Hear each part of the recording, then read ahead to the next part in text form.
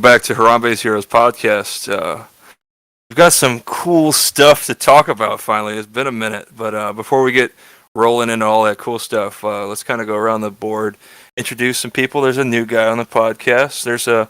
You haven't heard about what all the homies have been doing in the past month or so we'll kind of figure out what all the happenings are. But first, let's introduce our guest, the very famous Mr. Ben Riddle. Was able to go to Las Vegas Open, and he did pretty well. Ben, go ahead and tell all the people. What's going on, guys? I'm a fairly newer player. Started around July of 21. Been to a bit more GTs than I feel like I should be going to. Went positive for the first time at Las Vegas, so feeling real stoked about that. Just great experience overall, great players, great. Of course, got to come up with the Gorillas themselves. Great community to be a part of. Yeah, he's being humble. He went 3-0 day one, and then got in his head the second day. Terrible. Yeah, Live and learn though. Then your first GT was like your first game's Age of Sigmar, right? Back in Dallas. Yeah, it was actually the last frontline event. The LSO was my first 2,000 point game. First one actually, I won. I went 1-4 at LSO, and that was my first 2K win. Sick. Baptism by fire. That's awesome. Yeah. Brian, I know you want to talk. Tell the people what you've been doing. Not a whole lot. Build a display board for some ogres, some underguts. I don't know. I'll work on something else soon, but I finished up the OBR. I wasn't really happy with the state of OBR right now going into the shooting and monster meta. They just don't work well into it. So I wouldn't stop you from winning a local with OBR though. Oh yeah, I mean, yeah, I did go 3-0 with them, but they're all right. They'll do for a local. Yeah, but if we're going all the way up to Dallas, and we got to represent. Yeah. So I'm going with ogres, with iron guts, underguts with iron blasters and lead belchers, who the whole rest of the world seems to think is trash. So, winning the dirty shooting meta. Yeah, meet me. Come on. Oh, I'm already here. Seraphim's already there. Well, no, they said it only works in America. I want to see some Europeans show up and try and get some of the indie guts. They're too good. They're too good to play ogres, man. They're playing all the meta over there in Europe. But yeah, so cool, awesome. But we have LVO to talk about. I did pretty good, I guess. I won the thing. That was cool.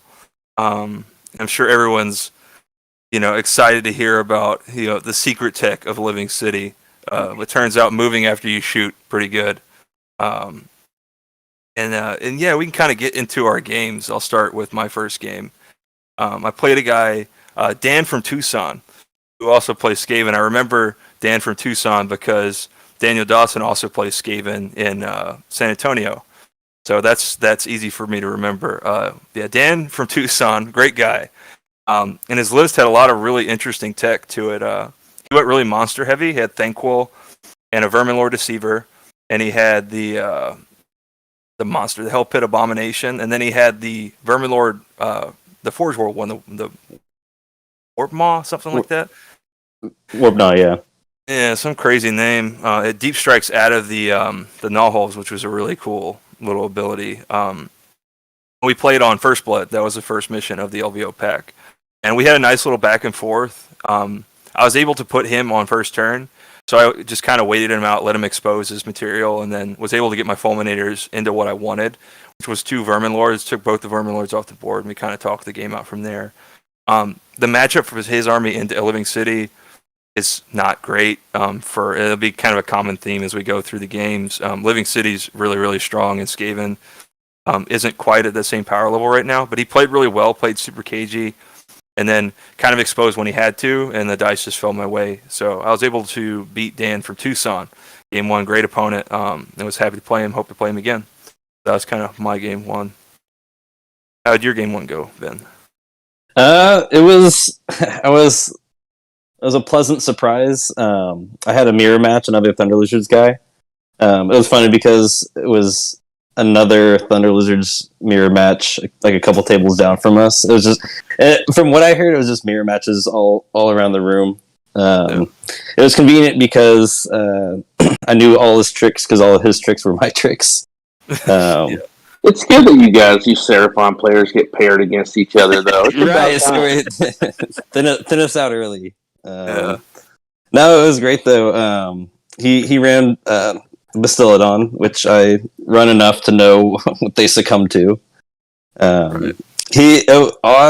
Odd choice. It worked for him, but he ran 2 Skink Chiefs on Stegs, which definitely brought that power. But I think he could have. He didn't have an engine, which I live and die by now.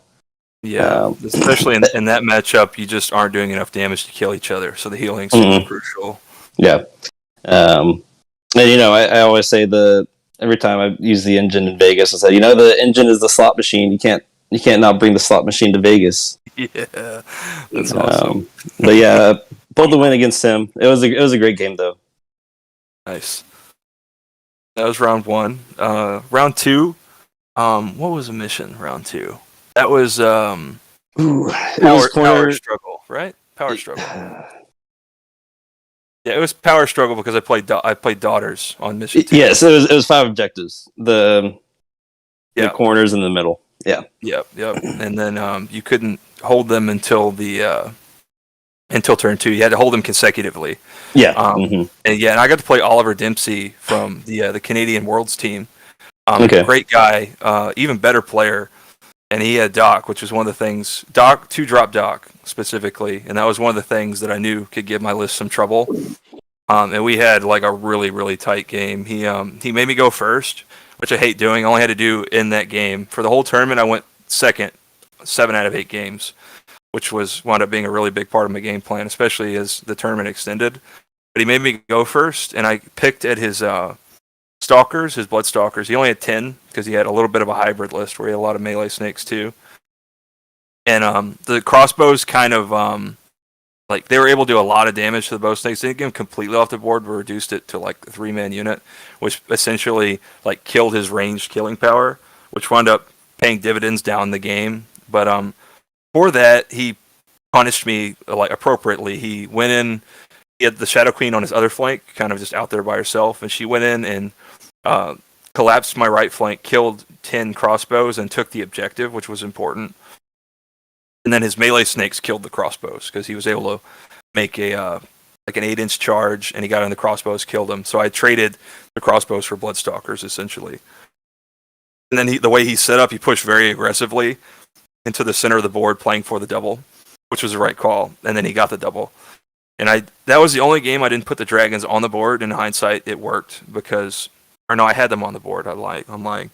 I had buffed them with Mystic Shield and Iron Oak Skin, which was really important. Because when he doubled me, he killed everything else except the dragons and one hero on the flank. And he got into the dragons with the Shadow Queen, but that Iron Oak Skin and Mystic Shield kept him alive. He didn't do any damage because he rolled a little poorly on his hit and wound rolls, and then I saved all my saves because I was able to all-out defense with Mystic Shield. So it kept me on a really good save, and I passed all my saves. Kept the dragons alive, very crucial for the matchup. And then he took the wounds on Marathi going in for that. And then I took my turn, was able to remove 10 of his melee snakes with the Fulminators off the board, and I doubled him in reverse. So that sequence was super wild back and forth. It was when he got the turn and made the moves he did, I thought I had lost the game. And then when the dragons lived, I was like, okay, I have some play. And then when I doubled him in reverse, I'm like, okay, I think I can win this game. And I was able to, with the movement from Living City, I was able to kill those bow snakes. And then with the shooting and moving twice, I was able to go all the way around his flank and get into the rest of his army with the Fulminators and take them off the board. And at that point, Marathi was at 11 wounds because she only took 2 on my first turn, which was really important because when he took his turn, he actually wound up miscasting with Marathi, which was super unfortunate. And that kind of decided the game. But it was a crazy game, Age of Sigmar. Great opponent. Would love to play him again, and I'm going to see him at Worlds. So great game, Oliver. And that was my game too. Yeah, I've been meaning to ask you, Gavin. How are the crossbowmen for you? What kind of roles do they serve for you? I mean, they were great. Like that was the MVP unit. Like as far as the points I had invested into the unit versus what I got from that unit. Like through the whole tournament, no other unit punched above like the investment more than the crossbows. Like the tech behind the list building was I want ability to do bulk, I want ability to do rend damage, and then I want ability to do mortal wounds. So mortal wounds came from the breasts. The rend came from the fulminators, and the crossbows applied that damage in bulk against things that had low save. And almost every army has something with low save. No matter what the army is, there's almost nothing in the game that has blanket like 3 or 4 plus save. So the crossbows can pick where the fight is, and they have priority damage on wherever they're picking where the fight is. So they always wind up getting more points back than what I invested in the unit. So it was kind of a meta call at the point. I'm very happy that I made that meta call because there's a few other deviations from Living City that let you build more heavily into mortal wounds, specifically for the Dragon Mirror matchup, which I didn't pull. I was very fortunate enough to not be able to play against dragons over the course of the LVO weekend. So great, my favorite unit. Well, didn't you play the Seraphim, Skinks, and 2 dragons? Oh yeah, so I wouldn't really consider that a mirror much because it was just 2 dragons, and then we'll kind of get to that, like how that game played out. What was your answer for their dragons in that game with them? I killed him with fulminators. Okay. Because he was able to. I made him go first, and he kind of went up too aggressively, and I capitalized on. Like he didn't really screen them, and he went up really far with them, and the fulminators came off board, shot and move. And two dragons I can kill with fulminators because I'm not taking as much unleash hell damage, and it's not as much damage to do. So 4 fulminators like reliably kill 2 dragons. So like that was pretty big in that matchup. But how did your game 2 go? It was good. I got a Sylvan F player, so pretty good matchup there. Mortal wound heavy, ward not heavy. On the Sylvaneth end. I was just able to just spew out mortals. He a little bit of an error. He popped up one of his power struggle. He popped up one of his trees right on that city objective. Took out his Kurnoths, Ancient, and Druthu. And 3 units. Croak within 16 of Croak. He had his day. Just absolutely vomited mortals on them. You have a lot of control over his magic too. Like the magic control against Sylvaneth is very important with Croak. Yes. Although if I miss a couple crucial dispels with Croak, he can get that plus to cast. Yeah, a bit wild. Yeah. It gets Throne of Vine. Did he have the Warsong Revenant in there? Yes, he had the Warsong Revenant. It sat in the back. It just cast. That's pretty much all it did the entire game. That's all it needs to do. It does. Yeah, it has that mortal wound bomb that it'll drop on you. I've had it do 42 mortal wounds to me in a turn. It's insane. It was spell portal. Yeah. Oh yeah. Well, that's the thing. He kept on trying to cast spell portal. I kept on saying nope. Yeah. You get those bonuses. Croak's brutal. It's just like Well, and the thing that saved me was he gets all that plus to cast, but he doesn't get it to dispel. Or I think some of them gets it. He doesn't get the lucrative plus to dispel. Right. So I was able to stay on top of his. He wasn't able to get on top of my magic. That's the word. Yeah, and then the Comet's Call stacks up over the course of the game too. Big error on his end. I told him, I gave him the rundown of all my units, their speeds, where they could get to. I told him about the priest running and charging skink unit, and I think he got a little too afraid of that. He dropped his Celestant Prime turn 1 in his deployment zone. Sorry, not turn 1. It was like turn 2, I think, in his deployment zone, and I'm just like, oh. Yeah, you just got to go in. And that matchup, like, Seraphon love being at 24 inches. Like, they'll stay at 24 inches forever against any army. Like, you have to, like, it sucks because, like, they're also brutal in combat, but you just have to hard commit and hope you remove the right pieces. And, like, that's one of the pivotal pieces that he could have used to maybe kill Croak or do something. Yeah. Or maybe got one of those Bastillodons off the board. I brought 0 Bastillodons. No, that's the one thing I'm very proud of. I 3 and 2 with that. Like everybody brings Bastillodons, and the Prime is a perfect way to get them off the board because you can mortal wound them, and then go in and actually Ren. have your Ren do something. You know, And he's got 3 Ren, like super Mhm. big. Yeah, but no, he was super cagey with his prime, which I mean, it really could have swayed the game. I think me killing what I killed as early as I did probably made him a little fearful, putting his Celtic prime in harm's way. But in reality, it would have been fine. 4+ ward like he just has to hope that 4+ ward like holds the line against that croak damage if he doesn't. Yeah, you just got to go in. Like, I mean, I don't know why you play Celestant Prime any other way than just he's a hammer and he's going in. Yeah, because he drops in, he drops a mortal bomb, and then he guaranteed gets his charge off. So, so that was your game 2. Yeah, pull the win. It was a good game. Guy Nick, he it was funny. He I don't know. I didn't bother to remember the RTO's names. The one with the accent, Tom. He was trying to get his paint score up because he came over while we were playing, and he left like so many things on his little paint score sheet blank that he should have filled in. Yeah. Tom was going through it like.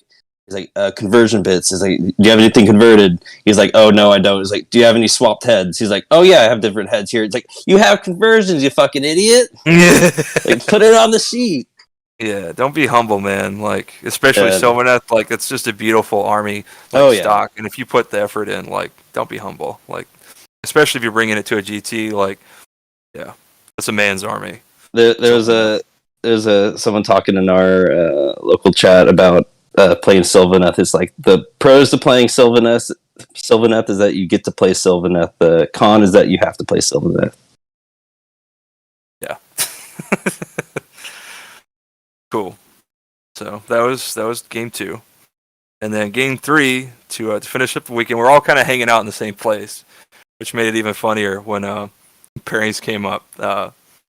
James West is one of our local Houston guys, super tight player, one of the best players in the world by my estimation, and even nicer guy. And we're kind of all sitting together, thinking about what our matchups can be, like what do we want to play against, what do we want to, what is our dream scenario? And then James looks at the pairings, like pairings up. He gets to the table, and his head drops down, and he shows me his phone, and we're paired up against each other.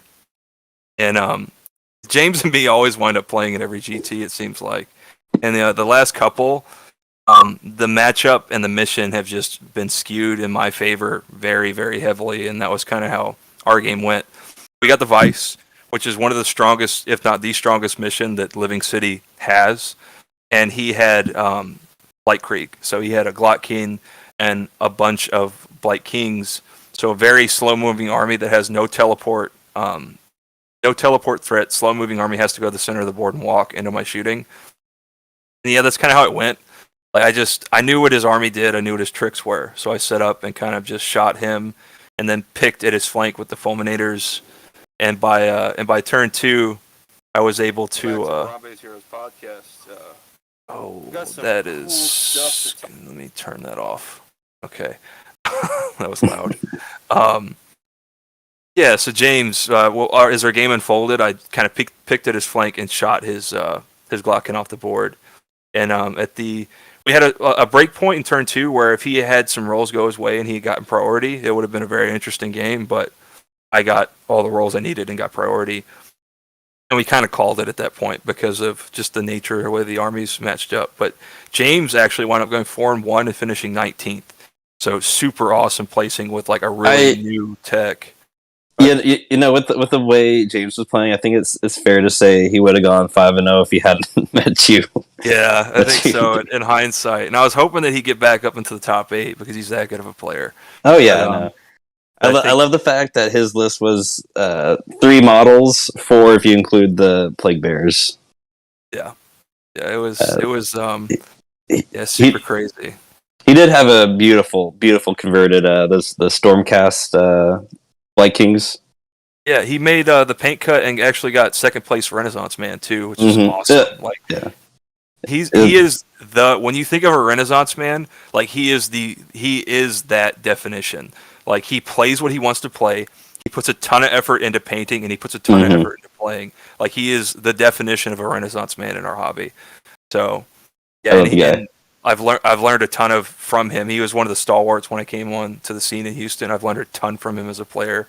And, me too, man. He was a speed bump that I could never get past for the longest time. It was like, it was like, I'm 2-0 at our local, and either I got to play James or Gavin, one of the two, and neither one of them are going to be enjoyable experiences. The game, the player itself, but the game is like, God, here can I pull this win out finally?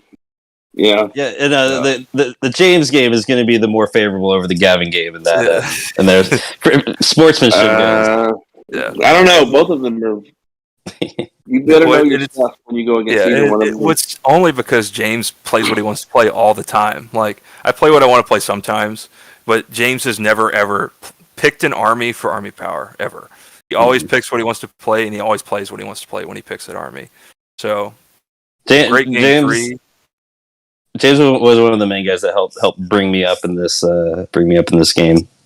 Yeah. And that's why everyone in Houston grows, is because everyone helps each other. So it's like the most important thing I think you can have in a community is like people that are willing to help each other, and people that like aren't afraid of competition. Like, sometimes there's a negative connotation around competition. Like, everyone wants to win, but you don't have to.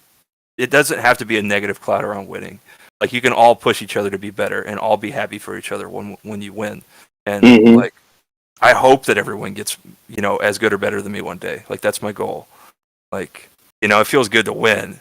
I'm not gonna make it easy for y'all, but yeah, I want everyone. Would we want it if it was? Like, hell no. I'm gonna drag you out, fucking 1972 Disney style, and put one in your ass like old Yeller. Like, I'm gonna. Yeah, you could try, bitch. I'm going to every time. But talking about you and James getting paired up, I get paired up with you often, and it's just like, here we go again. Like, let's see if I can do it this time. Cool. So that was my game 3. How'd your game 3 go, Ben? It had me scared shitless. I was matched with Gargants on the Vice, so I don't know if y'all know that feeling, but and to make matters worse, so I being the benefit of the one drop, I gave him first, my first turn. I went to cast my first spell with Croak. All right, let's go, Comets Call. Let's start wounding these giants. First to 4 with Croak and miscast. Hell yeah! And I'm like, all right, that's gonna be it, right? That's the game. But no, it was hard fought. In the end, honestly, after analyzing that, the Vice isn't that. I guess losing the Vice objective isn't that bad, because I mean by turn 4, it's like round 4, it's game's not mostly decided, but at least holding that Vice objective isn't. What am I trying to say? It's more of a tabling mission, I think, is what you're trying. Yeah. The problem is the catch up mechanic is a lot harder with the Vice. That's if you get too far down on points, like he was talking about with Living City. Like, Living City can just pop up on your side of the table and take your objective away from you, and then at that point you're playing catch up on your side of the table and you're not threatening theirs. And then at that point, like, because of the way the Vice works, it's the catch up mechanic is just gone in that game come turn 3. And it's like, now we're fighting over one objective, and you have the lead by usually by turn 3 on the Vice. If you have the lead by like 5 or 6 points, they can't catch you for the most part as long as you keep scoring. That was the thing. So I want to say we were pretty evened up. If not, he was a little bit ahead of me. And when it came down to round 4, where the middle objective showed up, he had about, I think, like 1.5 Gargants left. And just thinking about the points, because it's just one objective. You hold 1, so you get hold 1, hold 2. It's just 2 points. It was easy enough for me to deny him battle tactics for the rest of the game, and I was just able to get my 3-point monster battle tactics, which in the end equated more than him holding the center objective, and I was able to close that gap there. I think I took a picture of our score sheet afterwards. But no, that game was a fever dream. I did not think I would come out on top of Gargants on the Vice. Told you to do it, you dummy. It's like, no, you got this, man. Yeah. It was a fun game. I think I played Bob Pisano. He was a great guy, a great opponent. Oh, Bob. I think I talked with Yeah. Bob. Oh, he is a super good guy. That dude's hilarious. Yeah, he had the real thick northeastern accent, right? Yeah, I think he was from Boston. I think it was. Yeah. I know you're somewhere talking up about. there. He was the one I was telling y'all earlier with the Rastafari Kraken Eater. Yeah. It was that was a model. Had the big joint with the club. He turned the Kraken Eater club into a big old joint. Dude, hell yeah. That's if you're gonna play Giants, that is a prerequisite for me to respect you as a Giants player. If you do crazy conversions like that, I've seen so many amazing giant conversions. The one at Austin where it was all like different animal prints. Yeah, I don't know whose that was, but that was a great one. I think that's a store army in Austin that just kind of circulates through people. Yeah, it's with got all all the different, the deep sea stuff, right? Oh yeah. like hammerhead shark, and it's super cool. Dope. Cool. Anything else to say about your game 3? We got. No, yeah, that's pretty much it. So that was day 1. Both 3-0. Our boy TJ had other arrangements tonight. He couldn't make it, but he was 2-1 at the end of day 1 as well. So we had 2 2-1s and 2 3-0s. So day 1 we were 10-2 as a group, which was awesome. And that's what you want when you travel. And one of those losses we gave to ourselves. So in all actuality, James would have beat anybody else there. Let's be real. Yeah. And we would have been 11-1, but we had to play each other. So great first day. Started day 2. And it was weird because I didn't really feel nerves. I've felt nerves at every other tournament besides this one so far this year. But like day 2, I just didn't feel nervous. I felt really confident with my army. I felt confident in the matchups I could pull that were left in the field. And I was able to grab a Seraphon matchup. I can't remember for the life of me the 2 Seraphon players I played on day 2. One of them was a guy from Canada, and this guy was from he was from the West Coast. He's one of Noe's boys. Both excellent players, but and excellent people. But in my round, he was a Fangs of Sotek list with some Dragon allies, and I was really. Like for a round 4, I couldn't have gotten a better draw, I think, because I was really well prepared to play into that type of army.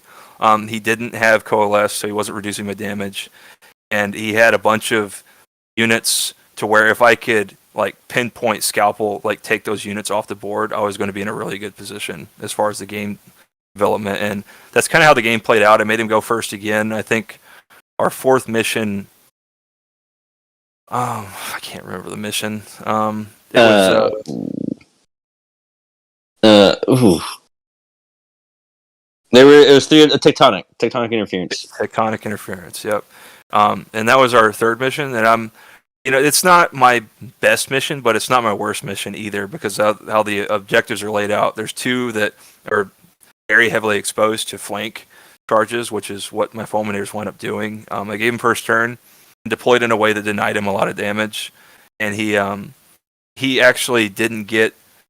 He miscasted with his croak on turn 1, so he didn't get any damage from his Commons Call. Yeah, and then he cranked the engine, did some damage to my a couple of my heroes, but my heroes heal 1, so it actually didn't do much damage at all. If he had gotten Commons Call and cranked the engine and gotten 2 rotations out of it, he could have gotten my heroes, and that could have made it like a tighter game, I think, in hindsight. But he didn't, and then I went and I brought my crossbows on and deleted 30 skinks, and I brought my fulminators on and deleted his dragons, and then he got the turn, but wasn't really in a position to like abuse the moves I had made. So he got another rotation of objectives, and then I got my turn and was able to kind of close the game out, and we talked it out from there. He had more of a like Scalpel type list with Seraphon. It wasn't one of like the tough, rugged Coalesce lists. So he really needed to stay alive and extend the game, and I was just able to get into his backline with my movement and my damage. So, but excellent game, great player. was great to play him. I play him again. I wish for the life of me I could remember his name, but ECP took the tournament off. I can't see it. Terrible. But that was my game 4. You want to Yeah, talk about your game 4? it's as soon as Seraphim steps away from their scaly skin coalesced, it's a little rough. I tell myself I'm going to move away from Thunder Lizards at some point, try out some Starboard. I know I'm going to miss that -1 damage so dearly. It's hard to lose the wounds on your monsters and the scaly skin and the ability to crank your engine twice or shoot your pistol on twice. So much packed into Thunder Lizard. So much. Oh yeah. Well, I mean, for a lot of the armies in the meta right now, that damage reduction, because there's so much damage 2 out there right now, and us as player base on the opposite side of that, we're paying a premium for that damage 2, and you're just saying with an allegiance ability that get fucked nerd, with an allegiance ability, They also gave mystical terrain, for no reason in the White Dwarf. Yeah. Don't get me even going to White Dwarf. Seraphon was already pretty good, and now you're not going to make me buy an Astrolith banner anymore. We get take the Astrolith. The beautiful. How lopsided these White Dwarfs have been are crazy to me. OBR gets a bunch of battle tactics that you're never going to go for because the original ones are just better. And a grand strategy that is keep an entire unit of Mortek Guard or Death Riders, which are battle line, have them at their starting. If they started at 10, they need to end at 10, and you get your grand strategy. Oh, wow. There's another one that's called keep a battle line alive, and you win. You get the grand strategy. Terrible. These White Dwarf shit. It's like they don't even communicate with the rules writers. They're totally bonkers on the spectrum of how different a lot of these are from each other. I mean, don't talk to me about the giants with the heroes of the stomp or whatever the hell they are. And then, you're also looking at where those armies are army power wise. I'd say OBR already was. If you just compare Seraphon to OBR, OBR lags as a book.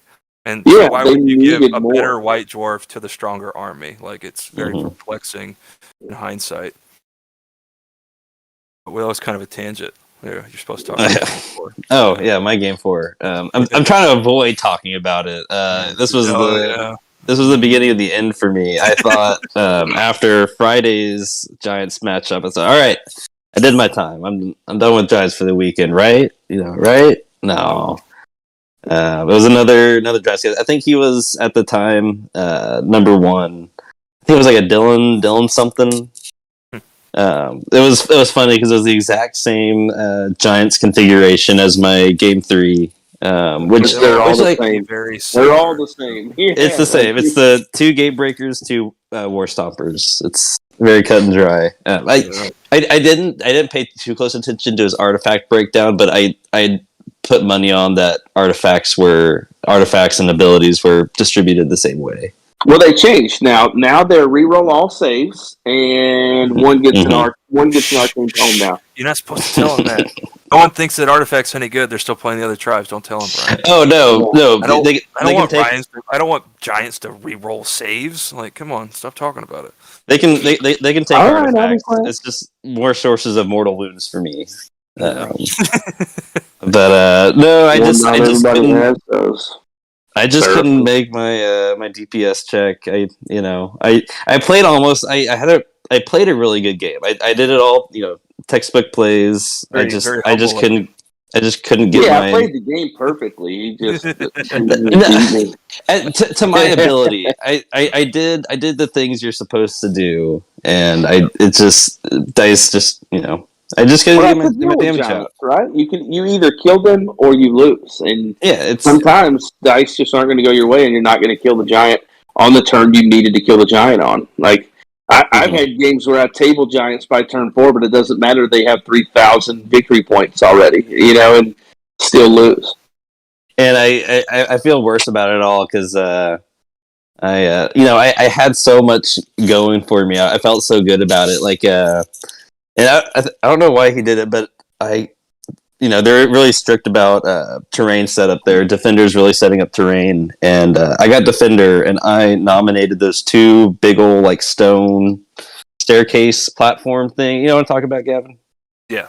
Big old platforms. I got both of them as the impassables. Yeah. And set them up just so that they're blocking off objectives, so his long shanks can't reach over it. Still managed to fudge that up, but yeah, I'll just blame it on brain fried. Man, I had a giant player take the terrain and go. I made him set up the terrain, and he just moved it all to the side, like gone. We just had an open board in between Archaon and four giants. That's what they want. They don't want that terrain stuff. That's too complicated for a giant player to understand. Terrain rules. No, I love the terrain. It's a minefield for me. Yeah, it's pretty good. Well, yeah, White Dwarf, Captain White Dwarf. So you didn't play perfect. Should have played it better. That's okay. We won't torture you with tales about your bad game there. Plural. My fifth game was against another Seraphon player, like I was alluding to earlier. Again, I wish I could remember your name.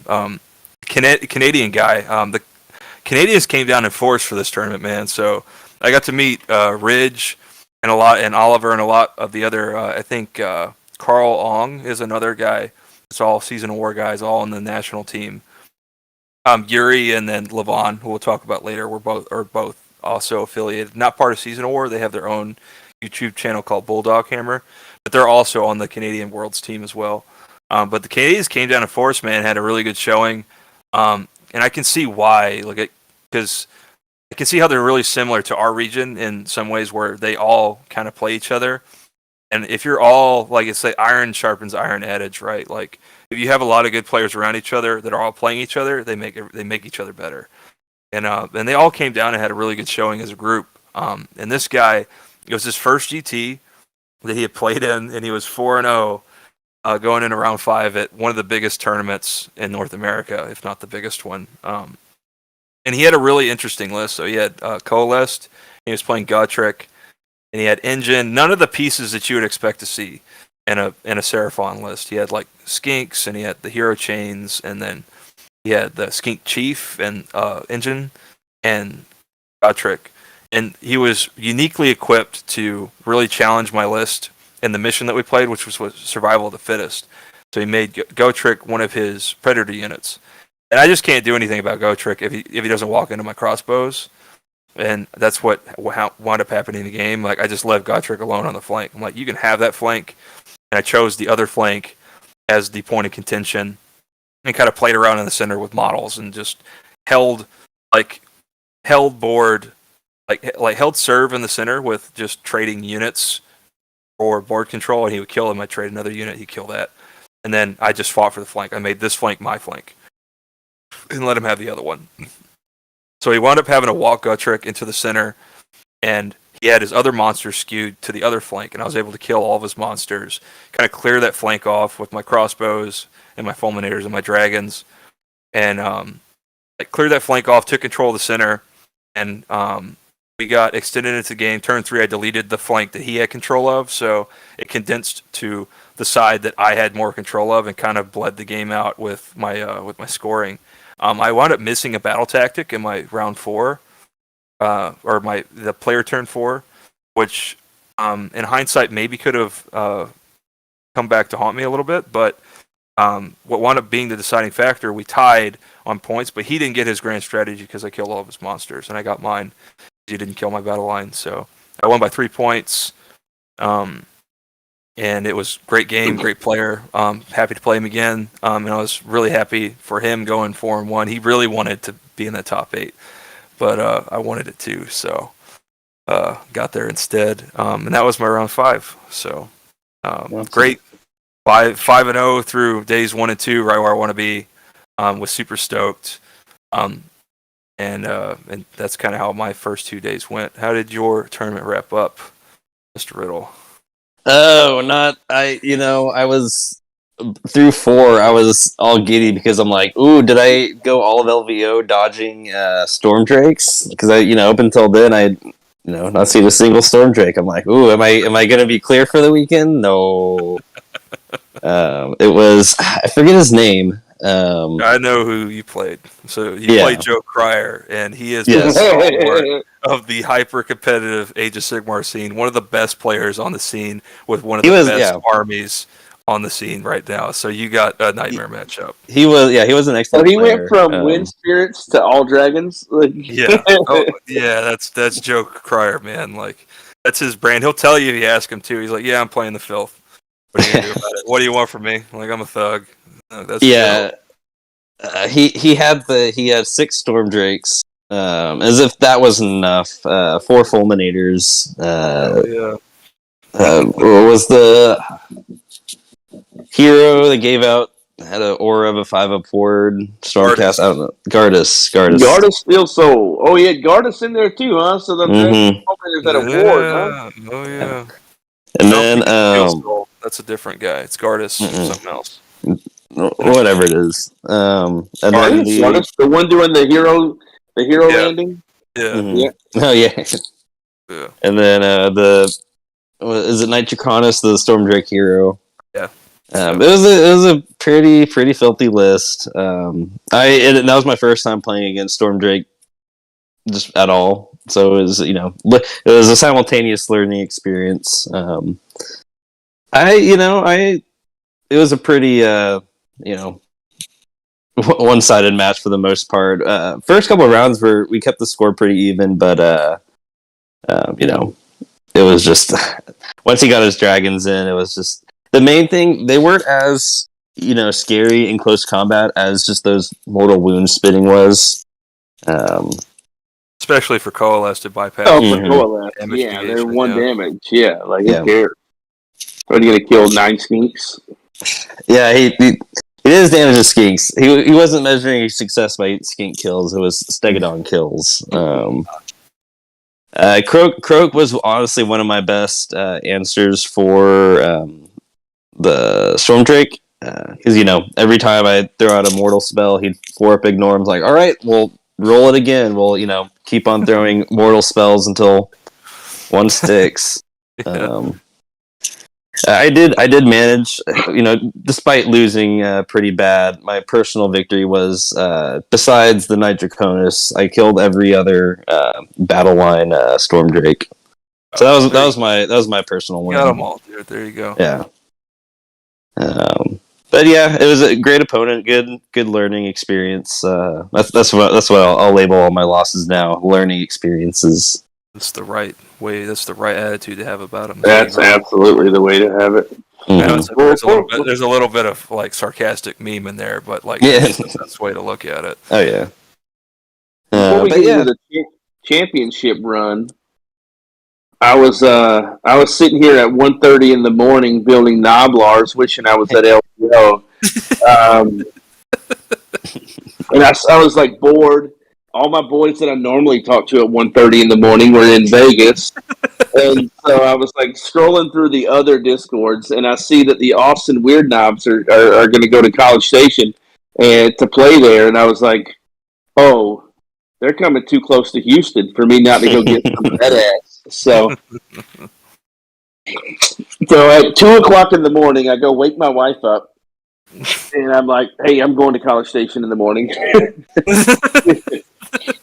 Like any And normal she- human being would. Yeah, like any normal human. And Yeah. she's like, "Fine, like you stayed here, you missed LVO, fine." Because I was having that itch. My boys were killing it. Mhm. I was like, I wanted to be there so bad, and So I went out there to College Station with the Ogres, took them out there, went 3-0, had a good weekend. I didn't get to play Matt Robish. That was the main goal.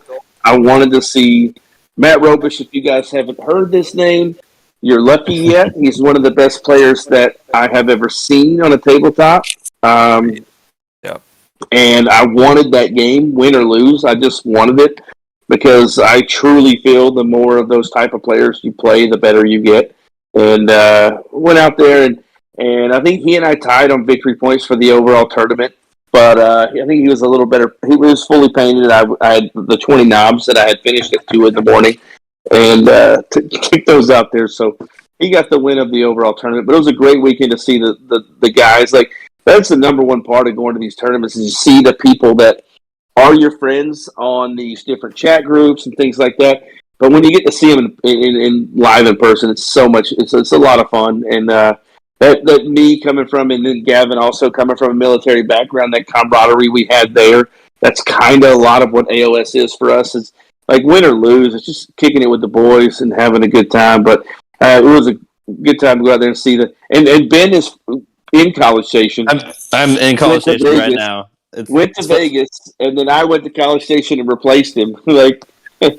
It's funny. I was registered on BCP for the College Station tournament you went to, Brian, and it's like we swapped places. And you had to, and you dropped, because there was only one slot left when I found it at 2:00 in the morning. I was like, "Bam, I'm going." It was my slot. If you guys don't know, my wife's been going through some medical things, so I have not been as active in the tournament circuit as I wanted to be this year. But it's all right. You guys dodged me this year. I'll be back out there next year.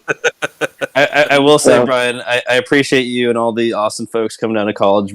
College Station. We definitely have like a fresher AOS community down here. It's definitely growing. Definitely trying to pick up some steam. And our Houston and Austin crowd coming in to show us what it was a great always weekend. Appreciated.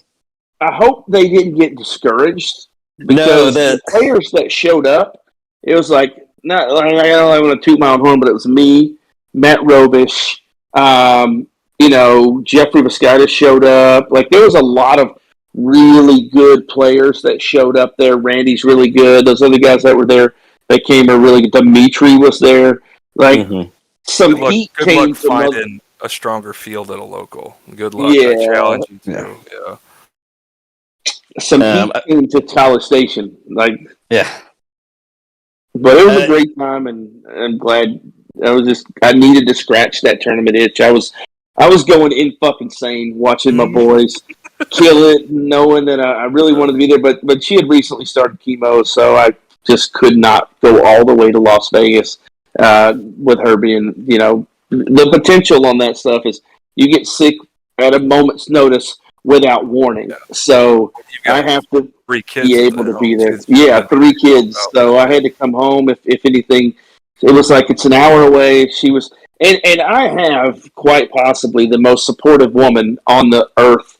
She doesn't care. It's like, hey, I got 3 tournaments this month. She's like, all right, go do your thing. Like, Courtney's a saint. I don't know what you do without her, man. Like I wouldn't. I have asked myself over the last 6 or 8 months since she got diagnosed. It was like, well, we got to beat this shit because I ain't gonna be able to be me without her. It's like it's a big deal. So, but she's through it all. Right?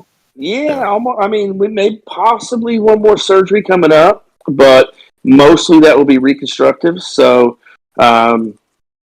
And then we're good to go, I mean. Yeah, Brian Lofton will be hot back on the AOS scene. And I'll be able to fit into some good T-shirts again because she's put my fat ass on a diet. She's like, oh, we're living healthy now. Yeah. So I took all my little Debbie's away. All my chips. The only chips I got are those little green bean chips now that you eat because you're like, okay, I need something. I have like 10 of them, and you're like, I'm fucking done.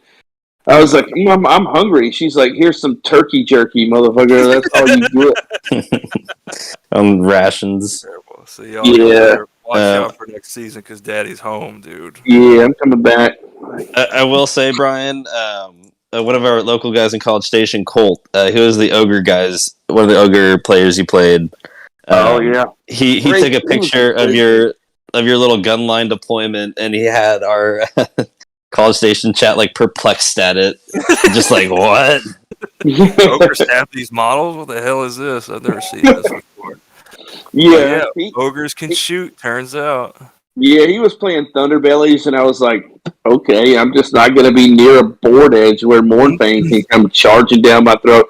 And he made a little bit of a misplay. One of his Mornfang that he brought down, and I asked him, I was like, did you mean to be wholly within 12 of that board edge? Because you are like 19 outside of that board edge. He was like, I screwed up. I was like, well, do you want to be?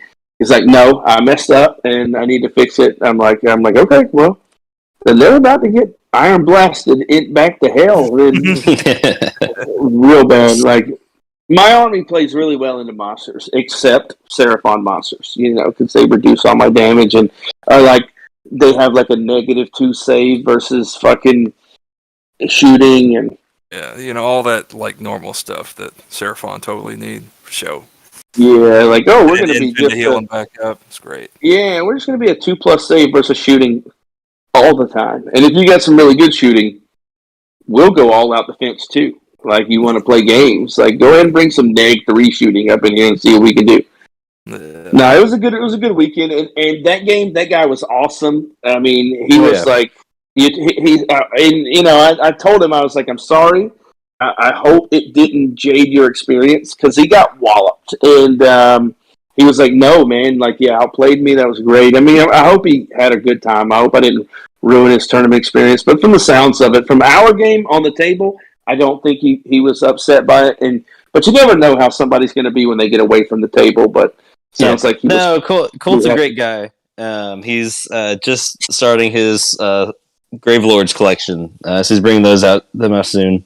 He's a great guy. Played a couple games with him. It's funny that he and I both play ogres currently, and we're both going in the same direction. I will have some Soul Blight on the board by Slambo. The shenanigans in that book are so awesome. I can't wait to get my Manfred on the board and start messing with y'all. It's going to be so much fun. Yeah, but now we can do victory. We can go into Gavin show, dude. Yeah, baby. Well, I'm gonna give James some of his shine too. He won his last round, and I think TJ wound up finishing 3-2. I'm not sure how his second day went. I think he won and then lost. But 3-2 into that field is great. Yeah, with a brand new army too. He hadn't been playing much of it, so and that army needs you need repetitions and you need to be tight on how you play the game. So that was really cool to see him go 3-2. I know that he hasn't had as much time as he wanted to dedicate to playing and hobbying and learning. So for him to have that kind of success on that kind of timeline with a brand new army was cool to see too. Yeah. And he's came a long way, how good TJ's gotten lately compared. He's growing. He's part of our group. It's like our group is going to get better. Just from, you don't get beat down by Gavin so many times and still be as bad as you were day one. I'm gonna tell you, at the end of the game, guys, just a public service announcement. When Gavin says to you in that monotone voice at the end of the game, "Do you want me to tell you what you did wrong?" Don't take offense to it. Just listen, and I promise you, it will help you. The first time Gavin and I ever played, I was riding super high, 2-0 at a very competitive local, and paired into Gavin in the worst mission possible, Duality of Death versus Blister Skin Fat with Blades of Corn, and he's like, you know what this does? And I'm like, nope, but we'll find out here in about 30 minutes. Let's go. And, eight of the Mighty Skull Crushers later dead and not a wound on a Terrorgeist. I know what they did. I knew what they did after that. But 100% when he says at the end of the game, you want to talk about it? Like, hell yeah, let's get better. Let's get better at this game. That's the whole point. Like, we're playing it. We want to win.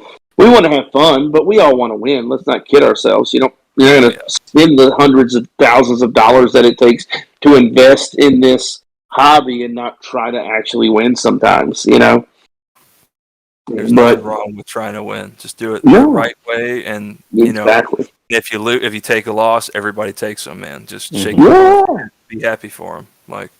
That's my advice. Yeah, I'll be in Dallas in 3 weeks. You just don't want to catch some guts, man. That's all. If you have that attitude, then you're happy to play each other again. It's not exactly. Oh, it's the guy. It's this guy. Oh man, I've got to play this guy. That's the worst.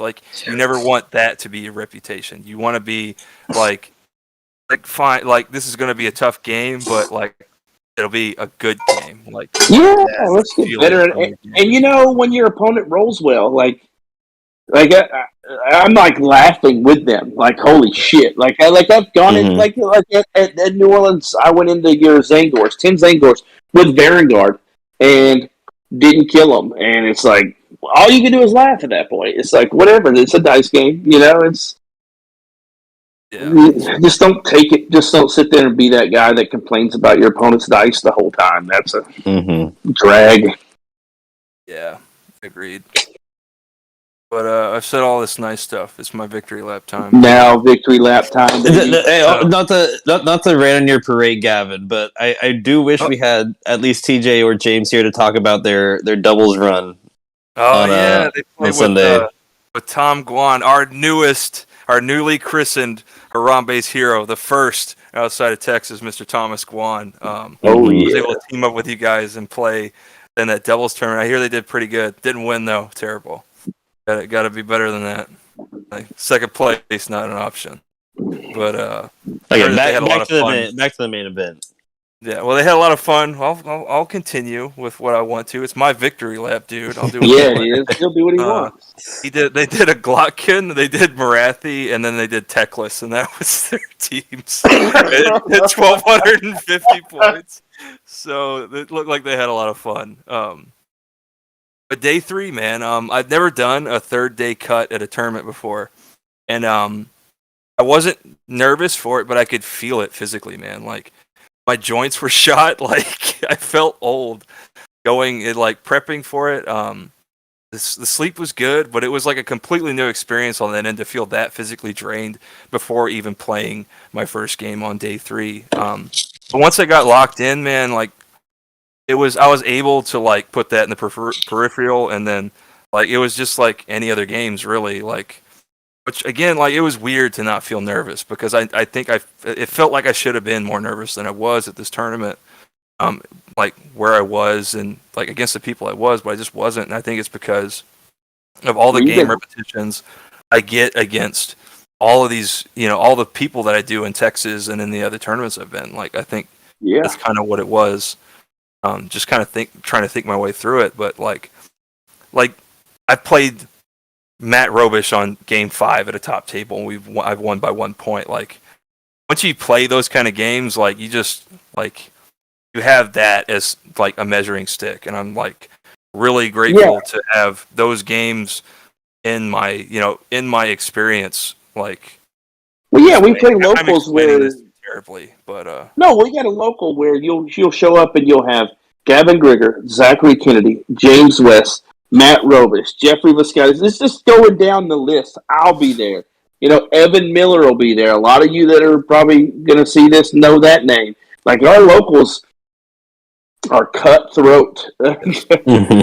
So, like, I felt really, really good mentally going into the third day. And we kind of knew our matches beforehand because they did a seeding bracket.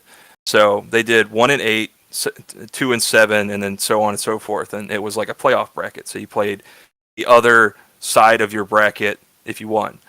And I pulled Blood Gullet Ogres, which I was super surprised to see in the top 8. And kind of talking with my opponent before the game, his name was Russ, and he was playing Ogres. He had beat some really, really top-end guys to get there, too. And I could kind of see why, especially when you start to dissect his list and, like, the decision-making that he was making, like, I could see why he was able to play that in the top 8. Super nice guy, very competitive on all those ends, those list-building elements. He had some Yetis in Blood Gullet, so he had a 9-inch pile in. It could activate from 6 inches away, which it didn't wind up being a factor in our game because I was very prepared for his list. But I could see how he was. I could see the ingenuity in his list design. Is what I'm trying to get at, I think. And he was monster heavy, and then he had Yetis. He had a lot of tech in his list, but he was like not very dense on wounds at all, which is the kind of list that mine kind of tears apart. And especially with the mission considered, it was Savage Gains. He had to deploy in the corner to keep my army off of his turn 1. So he basically gave me board because I made him go first. He did negligible damage, and then he took like the middle and the side and kept his monsters in the corner. And I kind of pinned him in the corner with a crossbows, and then the way I took his back objective with the dragons, but he had kind of sectioned himself off in the corner to keep me off of him, but it wound up creating a choke for his army. So he had a piece of terrain, and then he put his terrain down, so he had to go around the piece of terrain to get access. Oh yeah, because the ball pot's impassable now. Right. Mm-hmm. and it just created like a nightmare scenario. Like he had to push his monsters through a choke. He couldn't get access to any of my damage, and I killed everything except his monsters on my first turn. And he won priority and had to take it because if he had made an 11-inch charge with one of his monsters, he could have gotten to the dragons and maybe done a lot of damage. But he didn't, and on my turn, I was able to clean the game up. And like, super great opponent, really nice guy, but I think just the way that our armies matched up on that mission was going to be uphill from the get-go, and then the dice fell my way too. So it just was, Living City did what Living City does. It's a brutal army into an army that it wants to play against. So I was able to get my 6th round pretty comfortably, had a really long time to prepare for my next round, which was very important because of the opponent I wound up playing. Who was but getting that far with Blood Gullet, like yeah, you can't overstate how impressive it is to get into the top 8 at that field, beating the players like he beat Rich Hanna, he beat a bunch of players that like really big names on the scene with that list was super impressive to see. You can't overstate like how impressive it is, but I was able to get the game, and then on my side it was Phoenician playing against Nagash Nighthaunt. I think it was Nate Trentinelli and I can't Steven Laferva or something. I'm gonna mess his name up. But I remember the Phoenician. Yeah. So both of those guys, Nate is part of the tough crowd. Tough crowd. Yeah, the second best team in America. Tough crowd, the second best, dude. Terrible. Maybe I'll be first next year. Newsflash, you aren't gonna be. No, we're going to be playing this year. Convince him to come down to Texas. That's okay. Every story needs a second place. It's okay. They've got. Ain't nothing wrong with silver. Ain't nothing wrong with it. But they had a super tight game on their first game too, and that Phoenician we'll kind of get into in my for my round 7, but they wound up being like a 3-point split. The Nagash was able to hand to dust both his Phoenixes and his Hurricanum, which was crazy. They had a crazy game, and I think it wound up being decided by turn priority. Like, that's how close their game was. And that was super fun to watch. I got to watch the back end of that game, which was important because I got to see a lot of the mechanics of that Phoenician list play out over the board. And so my round 7 wound up being against the Phoenician player, and like this list, like no one could figure it out, like in the chats and all the chatter around LVO.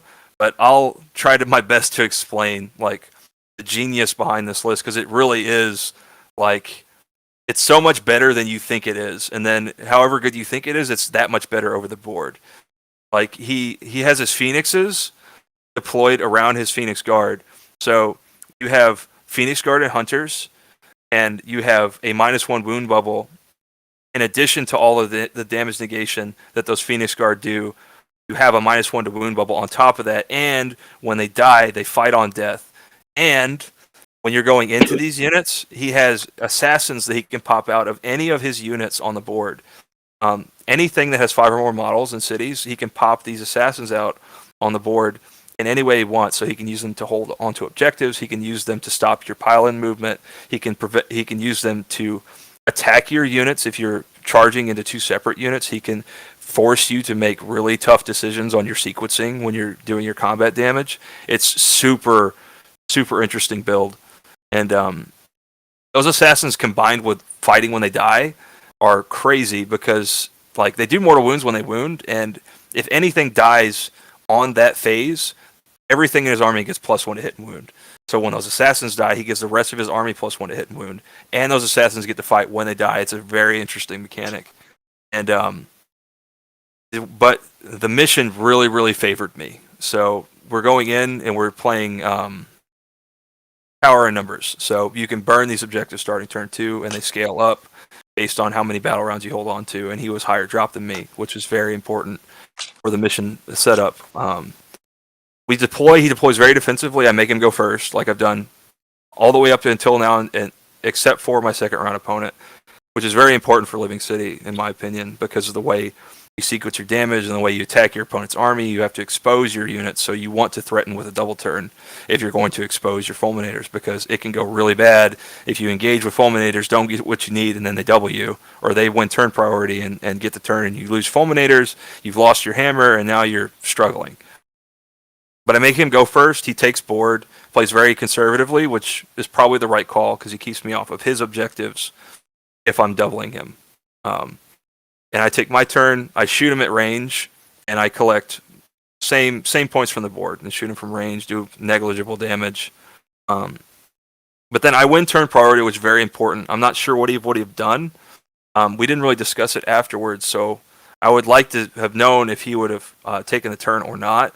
But I win the turn priority, and I make him go because of the way he's set up, which was very important because on turn 2, you can start to burn objectives. And with the way he deployed so conservatively that he wasn't going to threaten me at all with his damage. And so when he went, I saw him debate for a really long time. He was like, do I stay conservative or do I go? And he wound up going into the center of the board because he just wanted to play for movement, right? And it's in hindsight, if he wins priority, it could get very interesting. So in hindsight, I'll explain more on the turn 3 breakpoint. Sorry. But in turn 2, he goes in the center of the board, collects some more objectives, doesn't make a charge, which would have allowed him to burn the objective. If he had made a 10-inch charge with his Phoenix, he would have gotten into one of my units that was on my side objective, and he could have killed those units and took that objective. But he didn't make the charge, which was very important.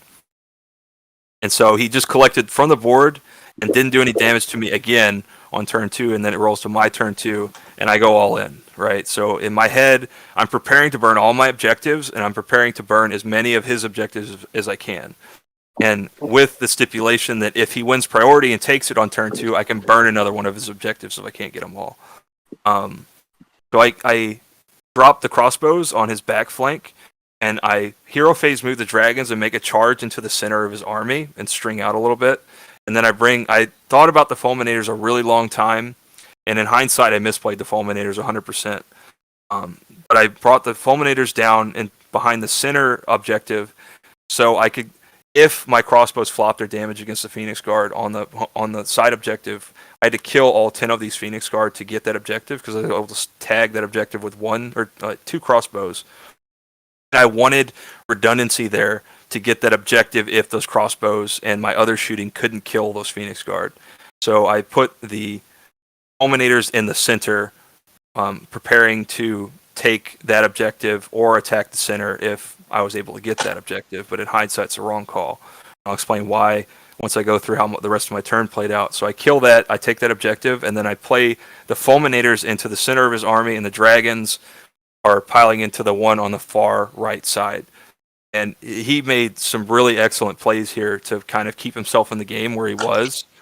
But so he popped his assassin out against my dragons to stop my pile in, which kept his control of that objective. And then on the center, he deployed his other 2 assassins in a way to where he was outside of where the fulminators could do damage to them before they went, and could counterattack my fulminators once my fulminators piled in and tried to do the damage they did. And so I went with the fulminators first because he had stopped my pile in with a dragon. And the fulminators went and flopped their damage against the Phoenix Guard. And then the assassins piled in and killed, I think altogether he killed 2 fulminators. So he kills 2 fulminators. I don't get the center objective. I didn't kill the Huracanum, which was one of my objectives there. I only got 10 wounds on the Huracanum. It has 11. I didn't kill it. And so I don't have control of the center, don't have control of the objective with the dragons on it. So I burn the side objective, burn all of my objectives, and then we go to turn priority, he wins, so I burn the objective where the fulminators are on.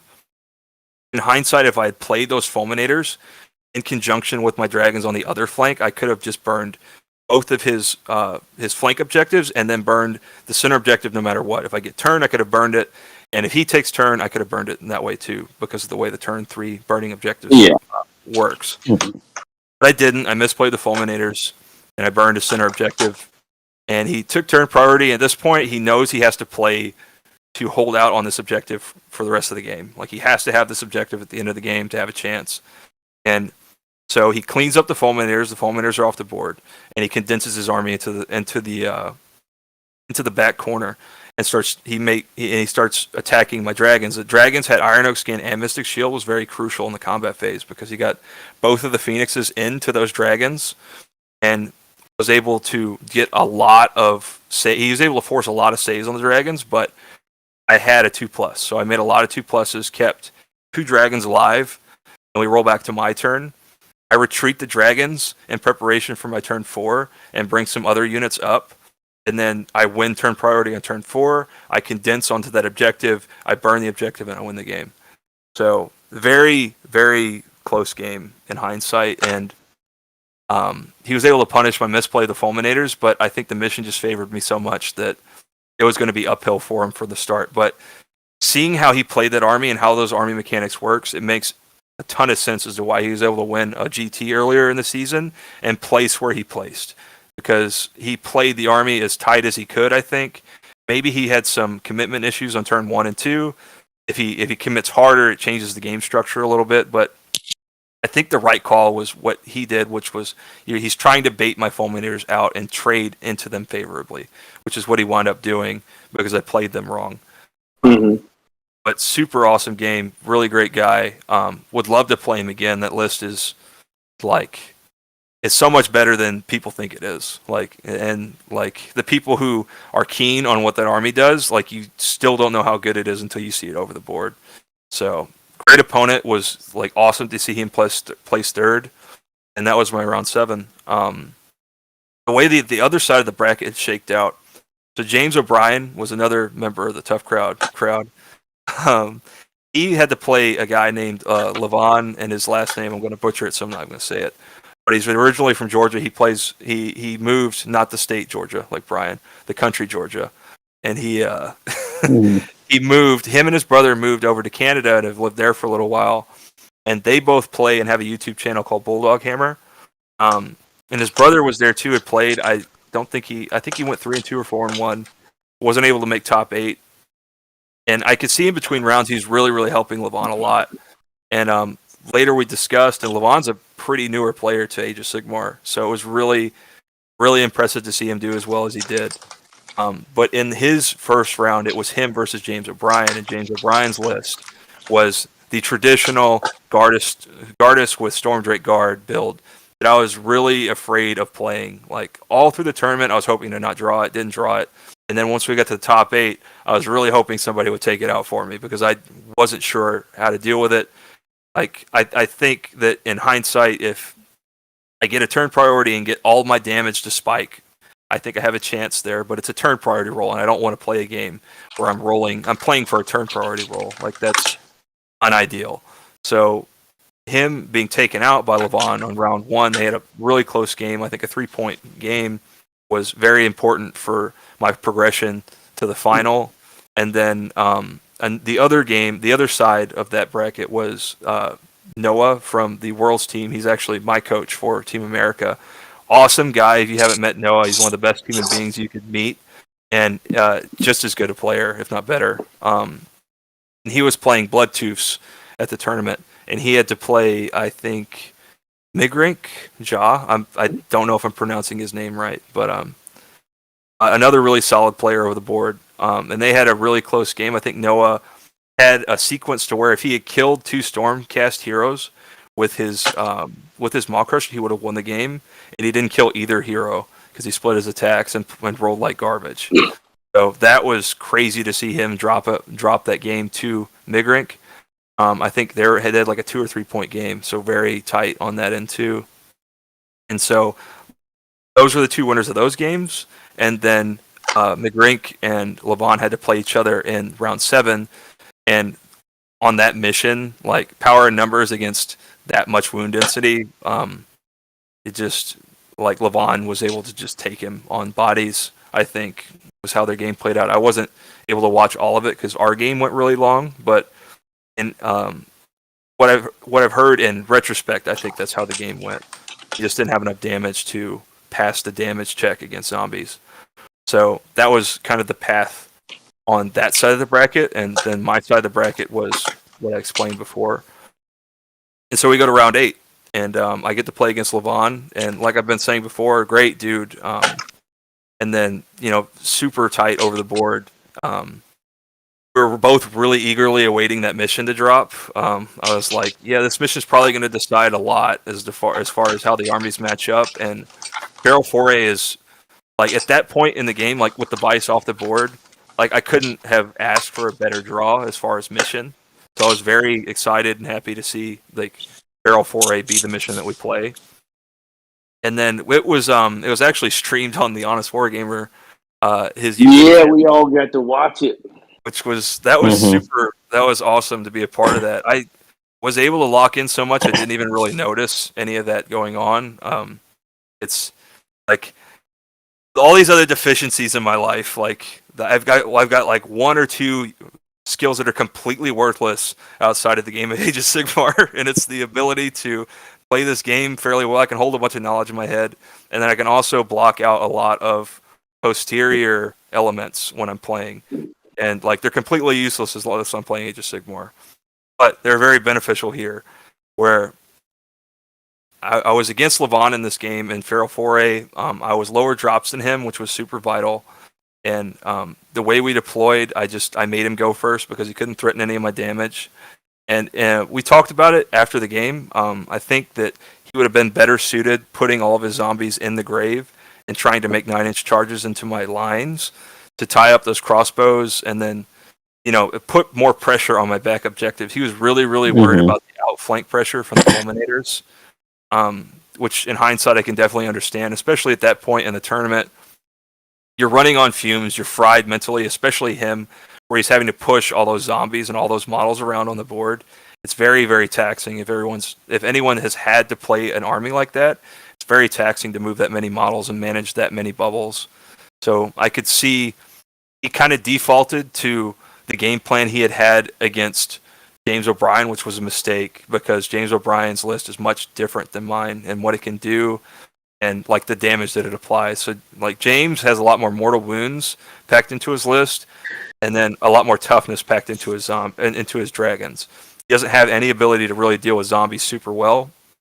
Where my list wants you to walk into me because I have those crossbows that can set up and just hammer your zombies as they come in. Those zombies are never going to get to my side if you walk them. And that's what he wound up doing. I think in hindsight, he probably made the wrong call there, but I could understand his decision making up until that point. And then on his right flank, he moved his Vingorian Lord and his giant together in tandem with his corpse cart. Because I think he wanted to bait out my Fulminators and was hoping that those two models could be tanky enough to stop Fulminator pressure. Mm-hmm. But I was able to get the rolls I needed, got both of those models off the board on my turn 1, and then spiked to 6 on my priority. Like dream scenario. Like if you roll that sequence out, like that's probably not what happens most of the time. I either get hung up on the damage somewhere, or I don't make the turn priority, and it's a much different game from there. But I get all of the damage I need, and I win turn priority, and it just allowed me to get access to everything I wanted. And by the end of my turn 2, I had gotten the game state to a point where we were comfortable calling the game. And yeah, Levon was a great opponent, even better person, which is a common theme with Age of Sigmar. Like the community is just so fun to play with and challenge yourself against, because everyone is like, outside of a very few outliers, everyone supports each other, man. Like, and it's great to see like everyone push each other to be better, push each other in the name of like good competition, right? And that was a great experience for me to be a part of. I'm still trying to like unpack the weekend, like truth be told. It's like it still hasn't like really dawned on me like everything. Like I'm still rolling all those things around in my head in hindsight, trying to find little things to do different and appreciate the things that I wasn't aware of while I was, in the moment, Well, you think about it, a couple of years ago we started playing, something like winning LVO was like a pipe dream. Like that won't happen. Yeah, we read the names of the people that win LVO and we'll never know them and that kind of thing.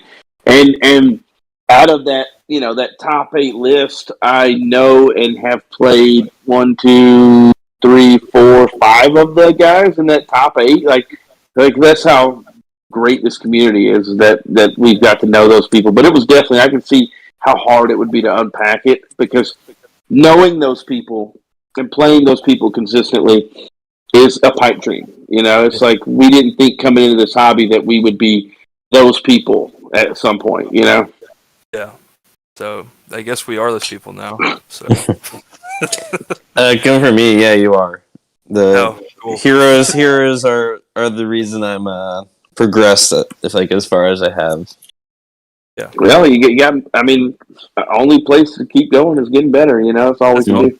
And I'm more proud of that than I am of winning LVO. To be honest, see that the people around me grow as players, and we're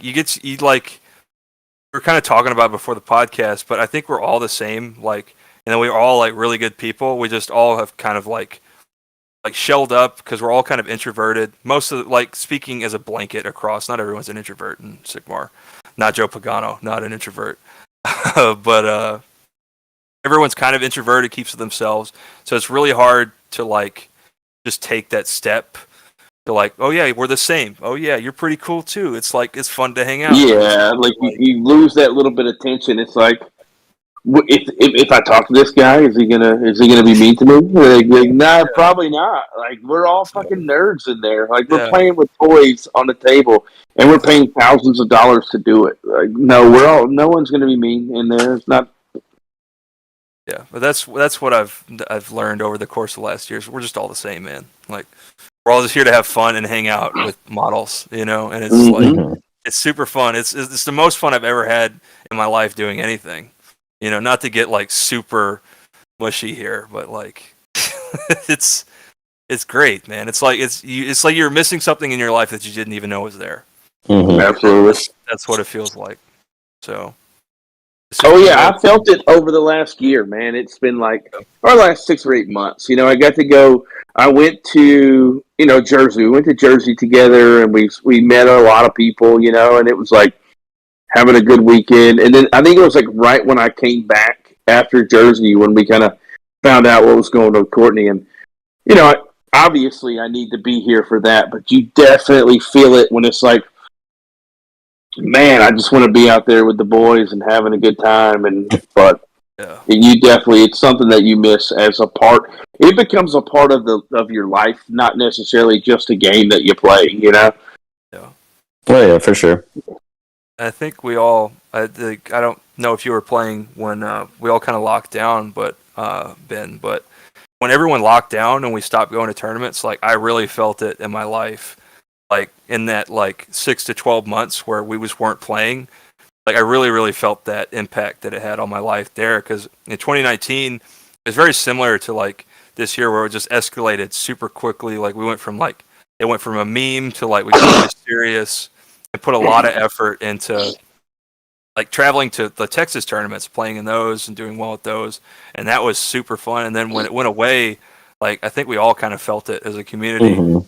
I mean, without Discord, where would we have been? That's all. We would be painting till 1:00 in the morning on Discord, painting models and bullshit and talking about books and that kind of thing. And that's kind of where our podcast spawned from. It was right when it started to open back up a little bit. We all started going on Tuesdays and playing games together at Atomic, one of the local game stores here. That is Andrew, the TO for Atomic, and Atomic has kept the Houston community alive because they were one of the first ones that were yes, screw it, we're gonna try this, we're gonna try it, and it worked out well. With masks and they were one of the first ones that were we're not gonna let this dictate everything.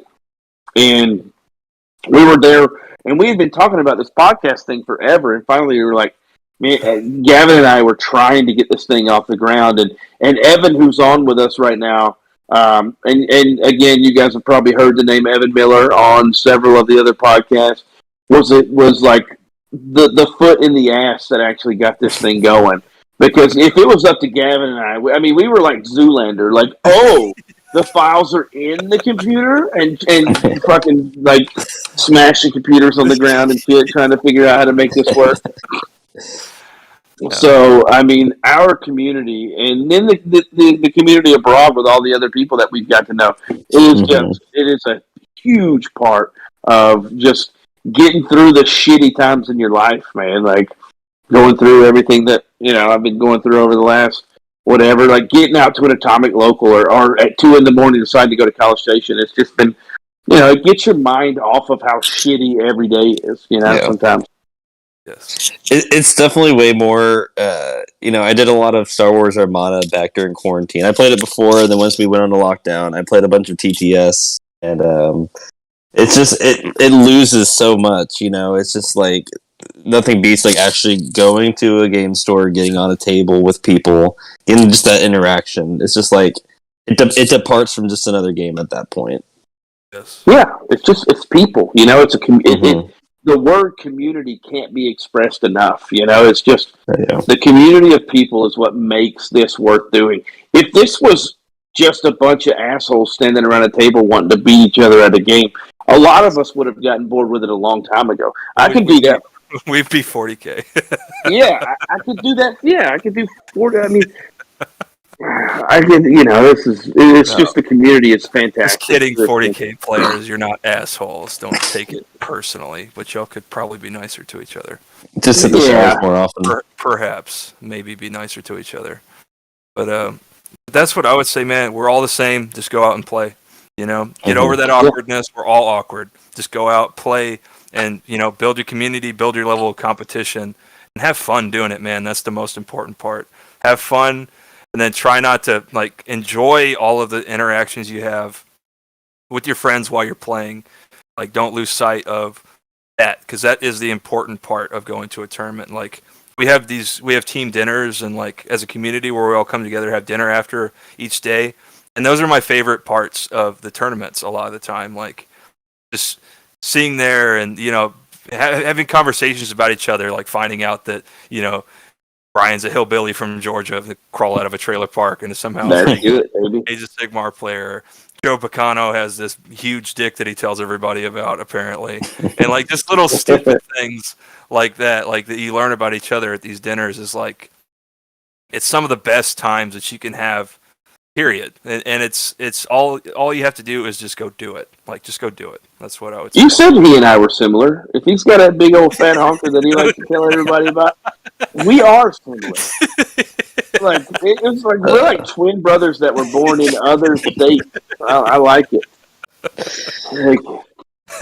Just like Gavin, like you said, like in Austin, the biggest quote we made Ben uncomfortable. Look at him. He doesn't want to talk about the biggest quote that you stated that in Austin, where he's like, "Don't overvalue the outcome to where you don't appreciate the experience. Like the outcome will come." Like you'll win games, just keep at it, and you'll win games. But it's the experience there that makes it, Yeah, honestly, my first event, my first real foray into Age of Sigmar at LSO. Honestly, a highlight of it was meeting y'all. That first Saturday night dinner with y'all. That was when I couldn't go, and last minute you're like, "Fuck yeah, I'll go." All right, here, take the ticket. Yeah, we went to the sushi place, right? Yeah. And someone spilt the water across the entire table or something. It's just those interactions, man. It makes it all worth it. I could have my model. I mean, of course, I wouldn't like it, but I could have my model smashed. Not play at all, and still hang out with y'all. Yeah. Still have a good time. Yeah. So for sure. Yeah. I'll say though, a guy who I've been, y'all know Jack Ratley.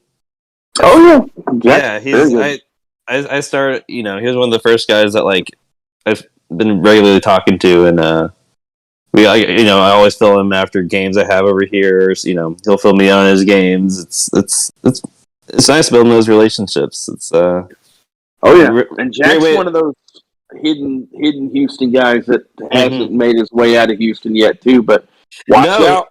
He's high on our Texas Masters ratings without any majors, just locals. It's astounding. Dude's got almost one of these days. He's gonna place well at one of these GTs one of these days. It's a matter of time. Yeah. But yeah, man, I think I'm done being all mushy. Thanks for bearing with me there. And yeah, I'm kind of out of stuff to talk about. Y'all got Yeah, any man. stuff? No, that's it. We got Dallas coming up. We got the Lone Star get hyped for GP that. coming up. Yeah, that'll So be that'll super be fun. awesome. Breaking down Dallas lists as soon as they drop. Yeah, we'll laugh at all the Dallas people and what they Yeah, Well, laugh. we gotta get the shame bell out for everyone that copies Gavin's list. Yes, shame. Everyone's And we'll point out the 6 or 7 of them that can actually compete with underguts. Yeah. But cool. We'll, Thanks everybody for watching, man, and thanks for Ben for coming on, man. It was like Yeah. super last No, my second. pleasure. You're like, yeah, I'll come on. So that was Dude, that's how he rolls. He's like, whatever, bro. Like, That's last awesome. minute, hey, you want to go to Vegas It's tomorrow? Yeah, Yeah. man, I'm down. Like, fuck Yeah. it. it's my it's the way I roll. Yeah, there you go. But cool, man. Thanks for tuning in, and we'll be back when we've got more stuff to talk about. So maybe All it right, won't be guys. a month this time. Yeah, we'll get back in more consistent. So All right, do you hang up first, or do I hang up first, or how's this we gonna wait work? for Evan to kill the stream.